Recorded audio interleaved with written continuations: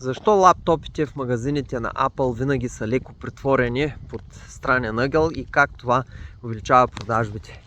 Ами, вярвате или не, екипът, шефовете на продажбите на Apple са забелязали, че ако клиентът докосне и усети на допир колко са приятни клавиатурата и екранът, клиента е много по-вероятно да купи и съответно всички работещи в магазините на Apple са били инструктирани винаги да притварят леко екраните на лаптопите, за да може клиентът да хване екрана, за да настрои ъгъла и в момента, в който усетят колко е приятно, става много по-вероятно да купят.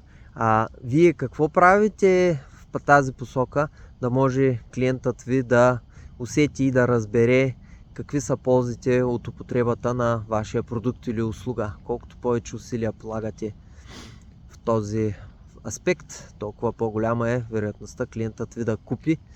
Така че малък съвет от една малка мултимилиардна компания. Поздрави!